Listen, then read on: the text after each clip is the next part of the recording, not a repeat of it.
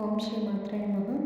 ఈరోజు మనము నిన్నటి నుంచి తొలి ఏకాదశి ఉపవాసం అనేది చేశాం కదా! ఈ రోజు మొత్తం ఉపవాసం చేసిన తర్వాత తెల్లారుజామున 3:30కి లేసి అంటే బ్రహ్మముహూర్తంలో లేసి మన కాలకృత్యాలు అలాగే ఇల్లుని శుభ్రం చేసుకొని అంటే నైట్ పెట్టిన అంటే ఏకాదశిలో పాలపిండి అవన్నీ పెట్టుంటారు కదా! అవన్నీ తీసుకొని లక్ష్మీ స్వరూపమైన స్వామివారికి ఎంతో ఇష్టం కాబట్టి అమ్మవారికి అభిషేకం అనేది చేసుకొని స్వామివారికి నైవేద్యం అంటే ఎవరి శక్తి తగ్గట్టు ఏమీ లేకపోతే బెల్లము లేకపోతే కలకండ లేకపోతే ఏమైనా ఫ్రూట్స్ కానీ ఏమైనా మనకు దొరికేటివి పెడితే పంచదార కూడా పెట్టచ్చండి. ఎవరి శక్తి తగ్గట్టు అమ్మవారికి పూజ అనేది చేసుకోవాలి. అమ్మ అంటే ఎందుకు చెప్తున్నానంటే లక్ష్మీ అమ్మ స్వామివారికి పడుకుంటారు కదా, యోగ నిద్రలో ఉన్నప్పుడు లక్ష్మీ అమ్మ కాళ్ళు అనేది పడుతూ ఉంటారంట. అందుకని మనం క్షీర సముద్రంలో ఉన్నాడు కదా, పాలతో లక్ష్మీశ్వరంగా మనం పూజ అనేది ప్రారంభిస్తే చాలా మంచిదండి. అమ్మవారికి నీట్గా చక్కగా అలంకరించుకోవాలి మనం. ముందుగా అమ్మవారికి తెల్ల బట్టలు అంటే తెల్ల బట్టలు అమ్మవారికి ఏవైనా ఇష్టము. అందుకని అమ్మవారికి మనము తెల్ల వస్త్రాలు పెట్టాలండి. అభిషేకం చేసేటప్పుడు మామూలుగా ఉంచకూడదు. అమ్మవారిని ఏ అమ్మవారైనా సరే ఏదో ఒకటి చిన్న క్లాత్స్ అయినా మనం పెట్టాలి. సింపుల్గా మనం పెట్టుకోవచ్చు. లేదా మీ దగ్గర వైట్ క్లాత్ ఉంటుంది కదా, జాకెట్ పీస్ కానీ బ్లౌజ్ పీస్లు తీసుకొని నీట్గా కట్ చేసుకొని పిన్ అనేది పెట్టేసుకుంటే నీట్గా అమ్మవారు పెట్టుకోవచ్చు అండి. అదే అమ్మవారికి బట్టలు వేసింది చూపించకూడదు, అందుకని నేను చూపించడం లేదు. వెనక నుంచి తీసుకొని క్రాస్ పెట్టి మళ్ళీ ముందు నుంచి క్రాస్ పెట్టి వెనక నాట్ వేస్తే ఇట్లా సరిపోతుంది. అమ్మవారికి మనస్ఫూర్తిగా అమ్మ స్వామివారికి తొలి ఏకాదశి రోజున ఉపవాసం ఉన్నాను. ఇలా ఈ 4 మంత్స్ మనకి ఏ ఆటంకం లేకుండా తొలి ఏకాదశులు 2 సార్లు వస్తాయి కదా, అలాగా మనకి ప్రతి ఏకాదశికి మాకు మహావిష్ణువు అనుగ్రహం మా మీద ఉండేటట్టు చూడు తల్లి. నిద్రలో ఉన్నప్పుడు అమ్మవారి మాట స్వామివారి ఇంట ఆలకిస్తూ ఉంటారు కదా, అంటే 4 నెలలు వాళ్ళు టైం అనేది స్పెండ్ చేస్తారు. క్షీర సముద్రంలో అంటే అమ్మవారి పుట్టిల్లు. స్వామివారు ఆదిశేషుల మీద నిద్రించేటప్పుడు యోగ నిద్రలో ఉన్నప్పుడు అమ్మవారు మన గురించి చెప్తుంది. అంటే మీకు ఏ కోరికలు ఉన్నా సరే ముఖ్యంగా వివాహం కాని వాళ్ళు అంటే వయసు వచ్చినా కూడా వివాహం కాకుండా అప్పుల బాధలో ఉన్న మనశ్శాంతి లేకుండా కూడా స్వామివారు ఖచ్చితంగా మనకి ఈ పని చేస్తారు. తర్వాత అభిషేకానికి సుగంధ ద్రవ్యాలు చేస్తే ఇంకా చాలా మంచిదండి. దాన్ని తీసుకున్న దాంట్లో పసుపు, కుంకుమ, అక్షంతులు, పువ్వులు అంటే తులసాకు నేను స్వామివారికి అంత అలంకరణ చేశాను.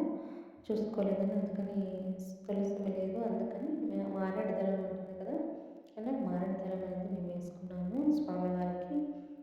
అంటే అమ్మ స్వరూపంగా భావించి అమ్మకి ఏ ఆకైనా వేసుకోవచ్చు. అంటే మనం నిత్యం వాడుకునే పవిత్రమైన ఆకులు ఏ ఆకైనా వేసుకోవచ్చు. అలా పచ్చకర్పూరం ఉంటుంది కదా, పచ్చకర్పూరం అమ్మవారికి ఎంతో ఇష్టం. సుగంధ మనం చేసుకుంటే అంతా మంచి జరుగుతుంది. అలాగే జవాది పౌడర్ అంటే పూజ స్టోర్లో అడిగితే ఇస్తారండి, చాలా సువాసన వస్తుంది. అంటే రోజు వాటర్ వేసుకోండి. అలాగే గోమూత్రం అంటే ముందు మనకి ఒక క్లిప్ అనేది మిస్ అయింది. అమ్మవారి ముందు గంగాజలం రెడీ చేసుకున్నాక ఓం గంగాయ నమః, గంగా గంగా గంగాదేవి గంగాదేవి 3 సార్లు అనుకోవాలంటే గంగని ఇక్కడ ఆహ్వానిస్తున్నట్టు. అమ్మకి ఎంతో ప్రీతికరమైన యాలకులు మనం ఆల్రెడీ వేస్తున్నాను. అంటే యాలకుల పొడి మనం కలుపుకోవాలండి. ఎందుకంటే యాలకులు అనేది అమ్మకి లక్ష్మీ స్వరూపం భావిస్తారు కాబట్టి యాలకులను వేసుకుంటే అమ్మకి చాలా మంచిది. చలవ అంటారు కదా, అలాగనమాట. అట్లాగా మీకు లాస్ట్లో మిస్ అంటే గంగాదేవి అనుకోండి.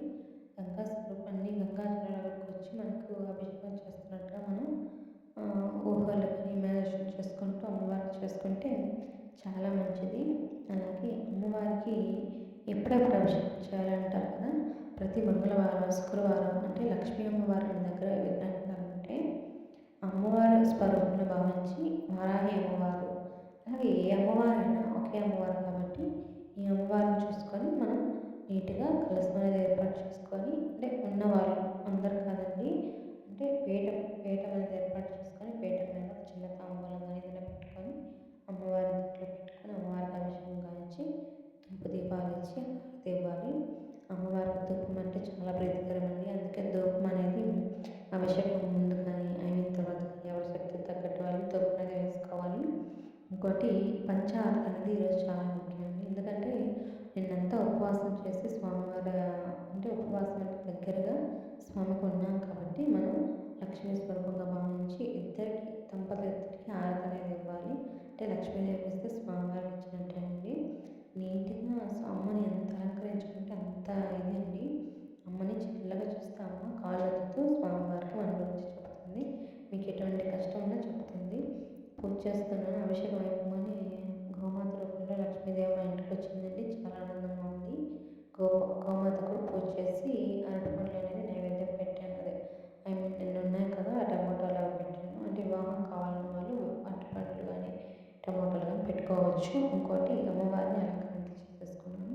చెప్పాను కదా బట్టలు వేసేటప్పుడు చూపించకూడదని, అందుకని నేను పీసెస్ అనేది కట్ చేసుకుంటానండి. అమ్మవారికి సన్నజాజులతో, అలాగే మల్లెపూలతో, నందివర్ధనాలు, ఎర్ర పూలతో మీ శక్తి తగ్గట్టు ఉంటే అమ్మవారికి ఈ విధంగా పూజ అనేది చేసుకోండి.